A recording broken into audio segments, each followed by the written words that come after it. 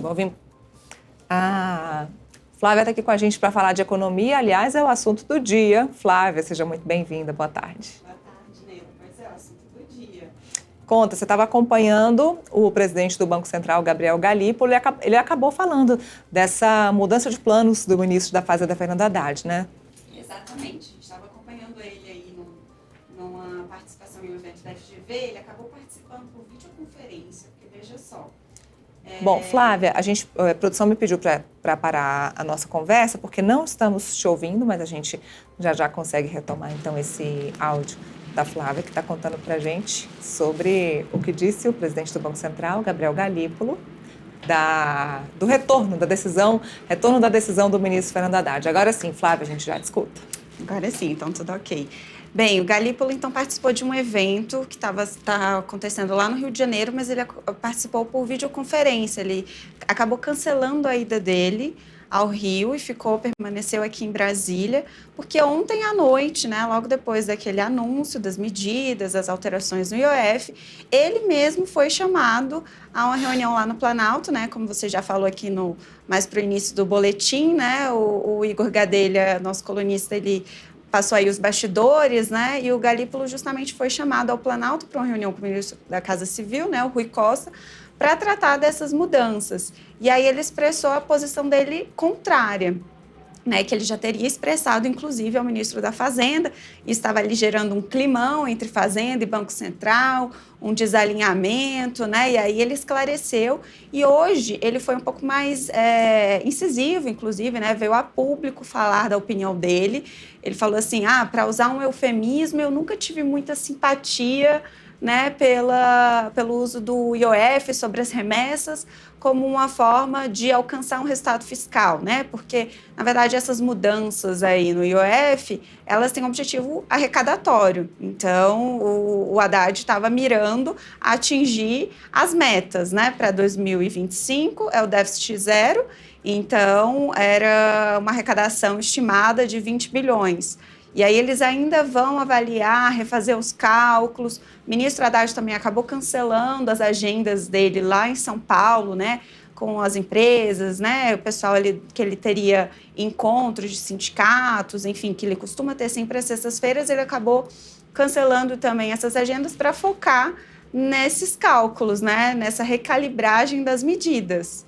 E aí o Galípolo, então, hoje ele veio a público aí, né, deixar claro isso, que ele tinha essa oposição às medidas, mas ele também fez ali um contraponto, né, assim, ele falou que a Fazenda, né, enfrenta quase um trilema. Então, assim, é mais do que um dilema, né? São desafios muito grandes em termos fiscais, né? Para fazer esse balanço de receitas e despesas. Então, ele falou que realmente fica muito difícil para o Haddad, também para a ministra Simone Tebet, do Planejamento, decidirem, né? Fazerem essas decisões, que são sempre um trade-off, sempre tem ônus e bônus, agrada alguns, desagrada outros. Então, ele falou ali nesse sentido. E aí ele elogiou a postura do ministro Haddad, que rapidamente recuou, né, de parte das alterações. Então, ele falou tudo isso porque, lembrando, ele já foi secretário executivo do próprio Haddad no Ministério da Fazenda, né? Nos primeiros 6 meses ali de 2023, o Galípolo, ele foi o número 2 do Haddad na pasta. Então, eles têm essa relação de proximidade, né? Daí essa tentativa do Galípolo hoje de botar panos quentes, né? De falar que a relação está pacificada, que eles têm um diálogo, que eles agem em harmonia, mas também tentando fazer essa separação, né? De que a Fazenda, o planejamento, eles têm ali também autonomia para fazerem as decisões em matérias fiscais e que, por sua vez, ele, como, né, presidente do Banco Central, também tem ali a autonomia dele e dos demais diretores, né, do órgão, para decidirem sobre a política monetária. Então, ele fez aí essa tentativa de amarrar tudo e dar uma tranquilizada assim no mercado. Mas A fala dele, Flávia, foi em meio àquele. Acabou sendo questionado ou ele achou por bem falar sobre o assunto? Ele mesmo acabou falando, uma palestra de abertura, assim, antes mesmo de ser questionado, ele já colocou que ele tinha essa antipatia, assim, né, essa resistência à medida e, né, indicou que ele, inclusive, comunicou isso ao Planalto, né, antes da decisão de realmente suprimir, né, esses trechos que estavam causando mais polêmica, não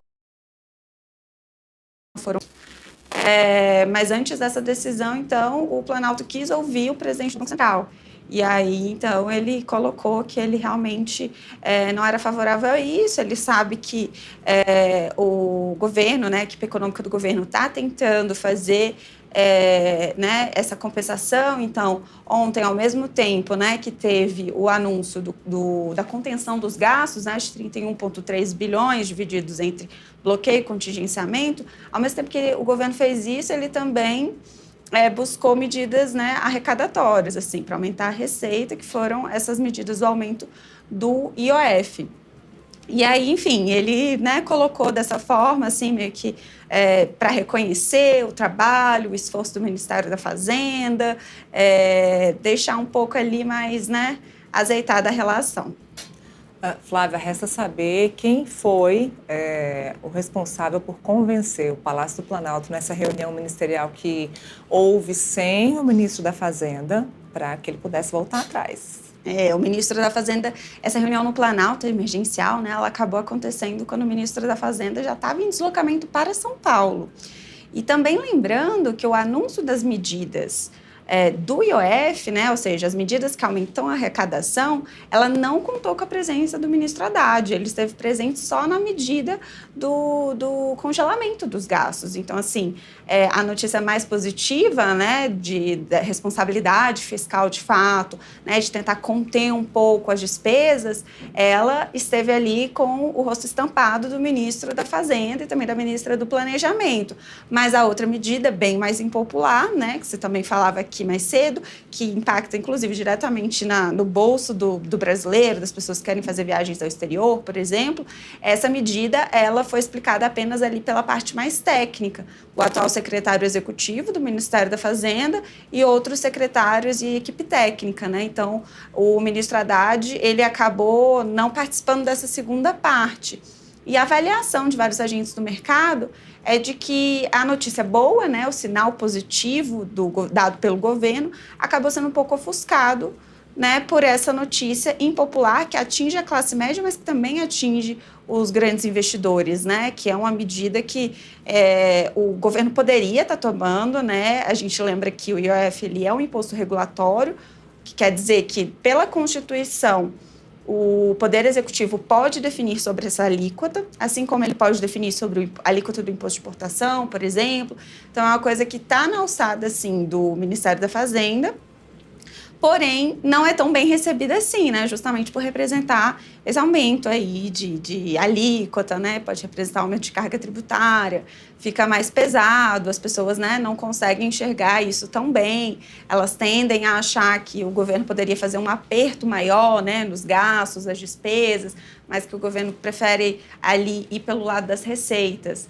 Então, tem toda essa reação aí que está gerando uma crise muito grande aí no governo, né? Mais uma semana. E vamos ver quais serão os impactos dessa crise atual. Flávia, obrigada, viu, pela participação aqui no Boletim Metrópolis. Eu que agradeço. Até mais.